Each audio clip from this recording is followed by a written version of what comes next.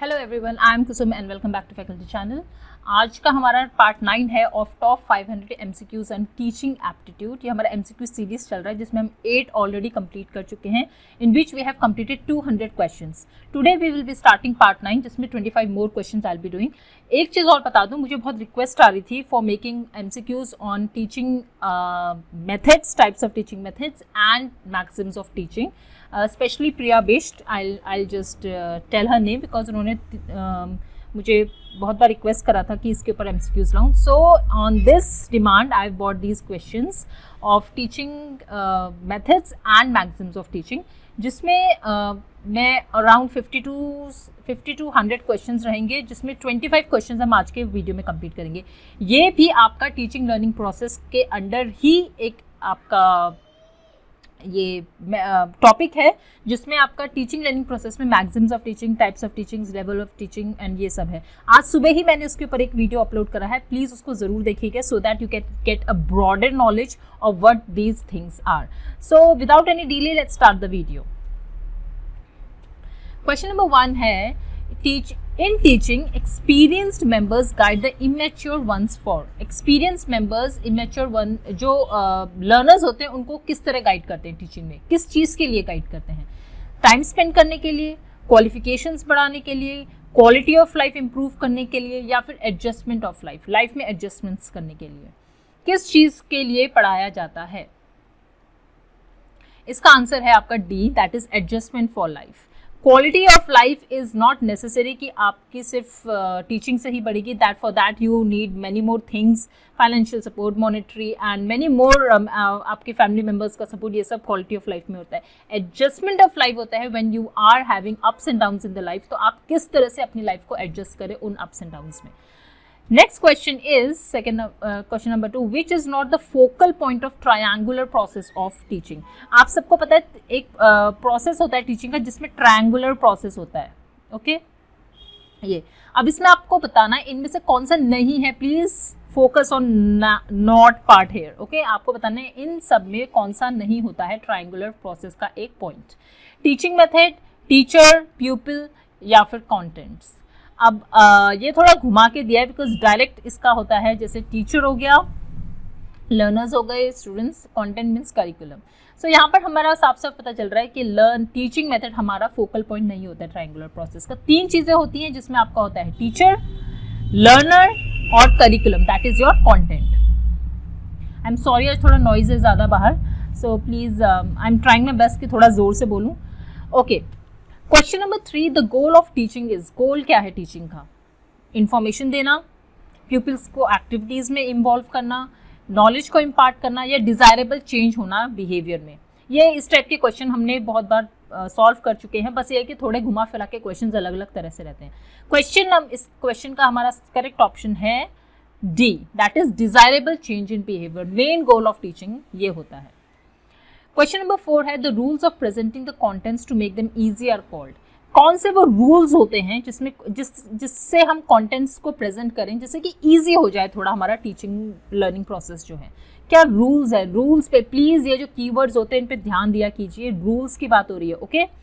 Methods of teaching, teaching के methods, maxims of teaching, techniques of teaching, या फिर teaching strategies कौन सी use करो? हम यहाँ बात कर रहे हैं रूल्स की। So please tell me the answer what it will be. Here the correct answer is maxims of teaching. Maxims of teaching मैंने आज सुबह ही जो वीडियो अपलोड करा इसमें अच्छे से आपको बताया है। known to unknown हो गया आपका, जैसे particular to general, इस टाइप से ये जो 9-10 maxims of teaching मैंने आपको बताए हैं वो होते हैं, वो आपके रूल्स होते हैं कि आपको कंटेंट ईजी बनाने के लिए क्या यूज करना चाहिए। क्वेश्चन नंबर 5 है, solo stands for. I don't know if many of you know about this और नॉट। सोलो का फुल फॉर्म क्या होता है? सोलो क्या है वो मैं अभी आपको नेक्स्ट उसमें बताऊंगी, नेक्स्ट क्वेश्चन में।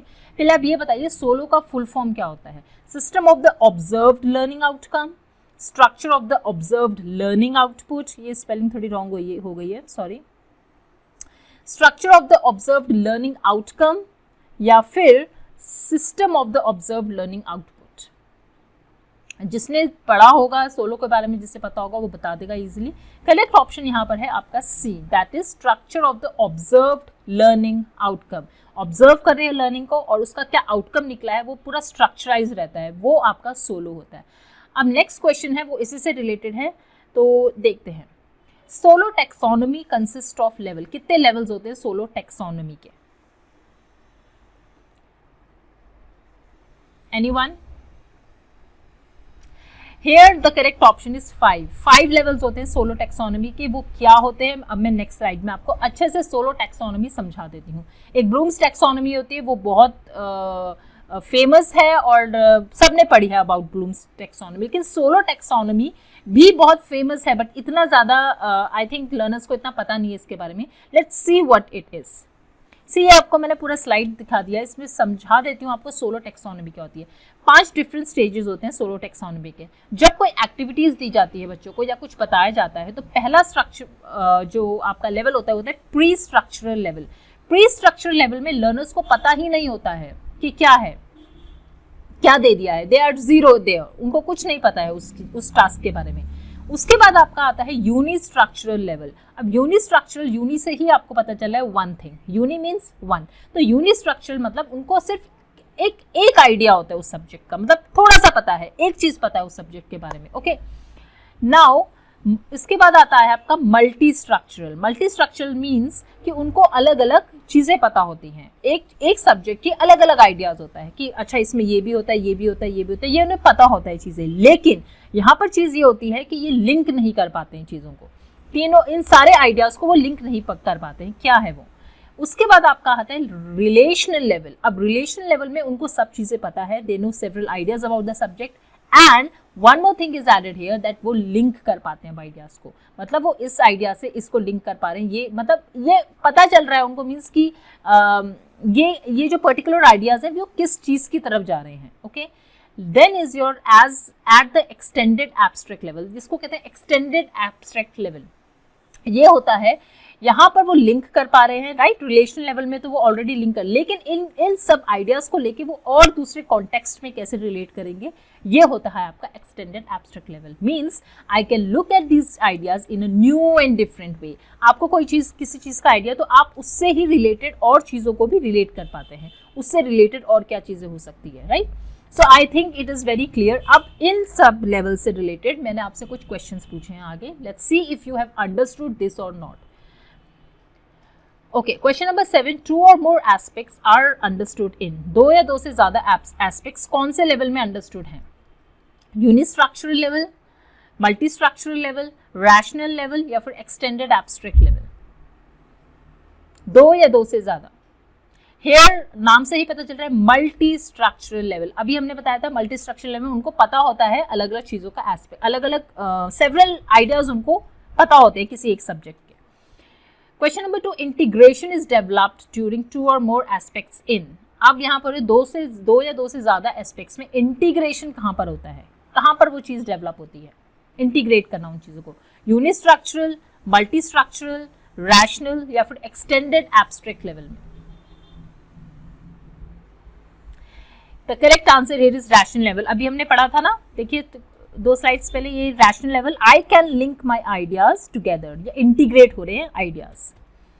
Then is your question number 9, to go beyond the given information is.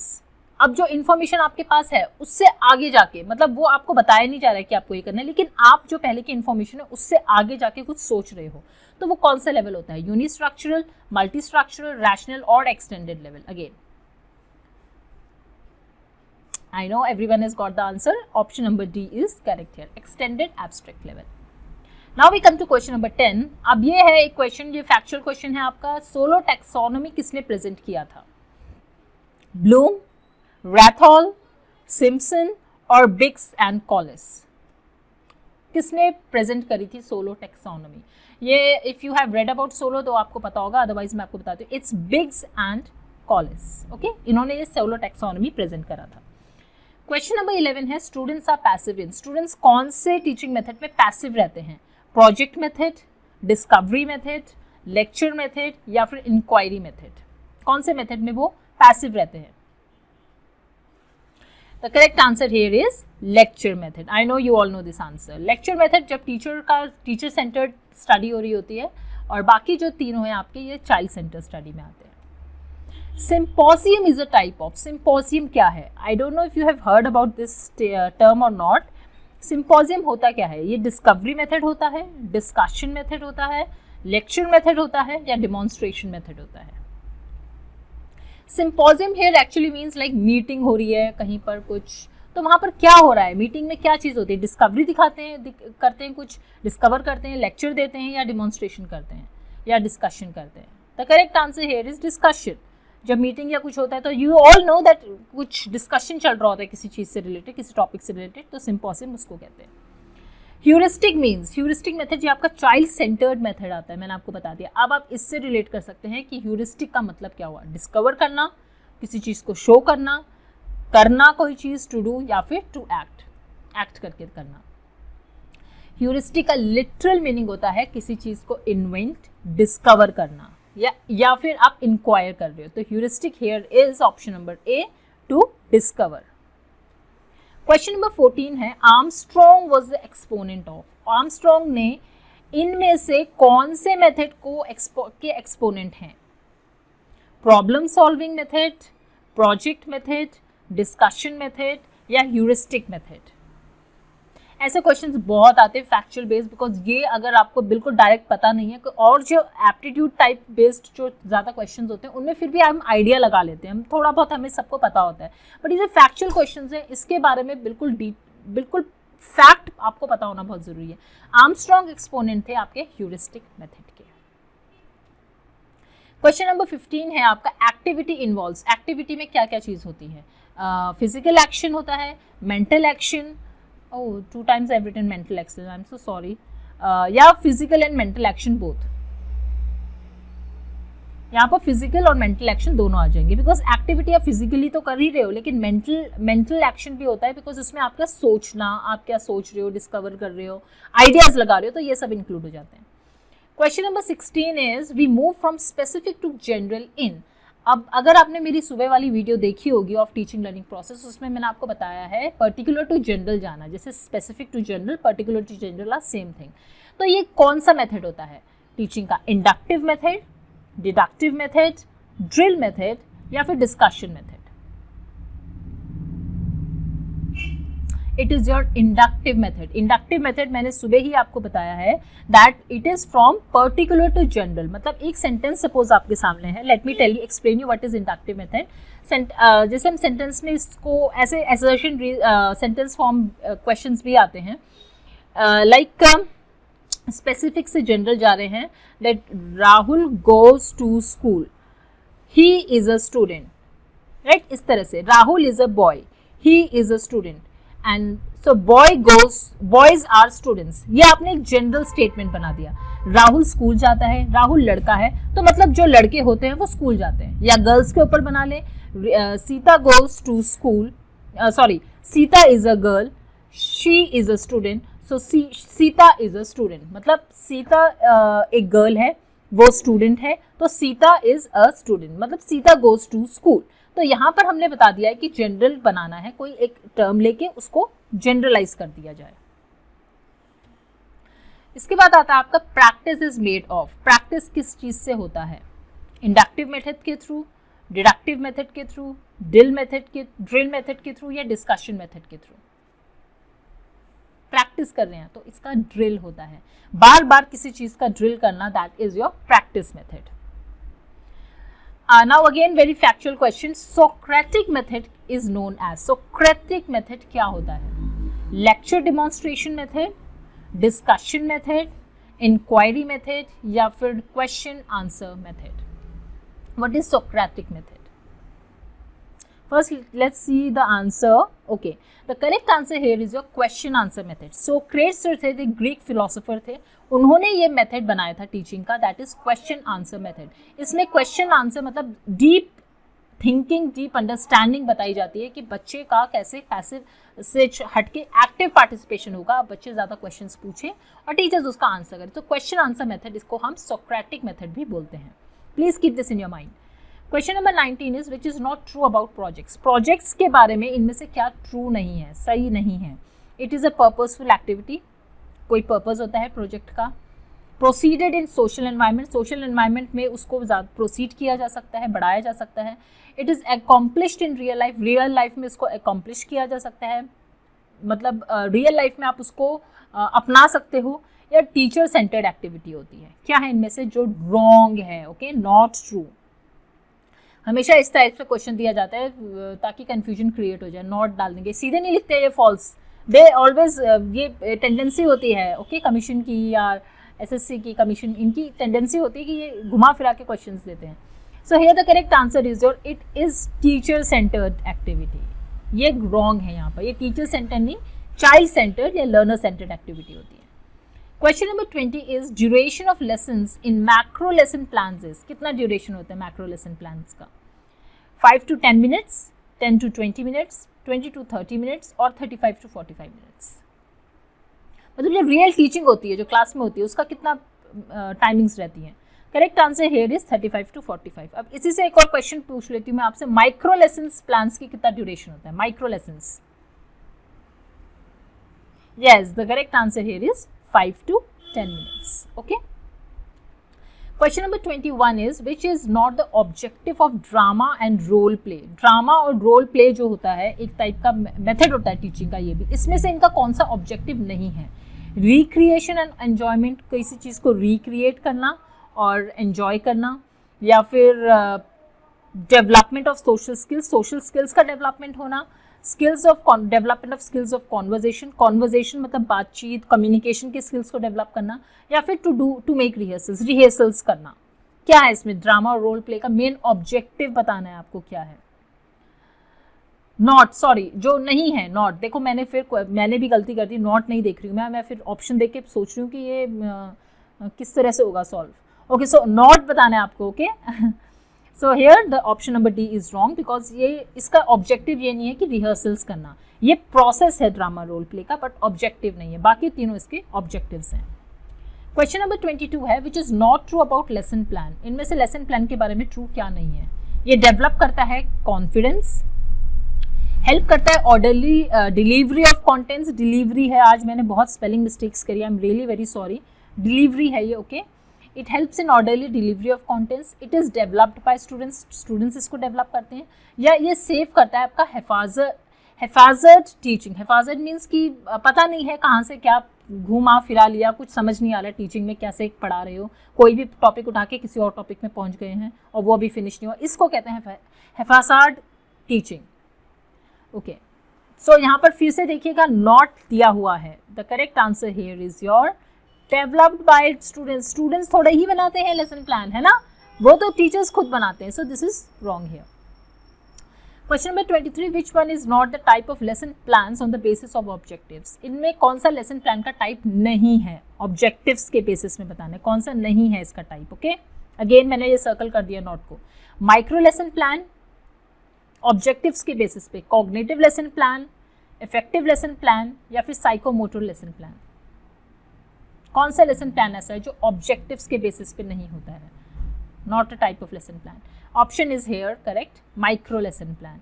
Micro lesson plan आपका टीचिंग लर्निंग प्रैक्टिस के टाइम पे यूज होता है. आप जब पढ़ा रहे होते हो, टीचिंग लर्निंग प्रोसेस आप जब आपका चल रहा होता है मेन, तब यहाँ पर इसका कोई रोल नहीं होता है. But all three cognitive, effective and psychomotor lesson plans are important.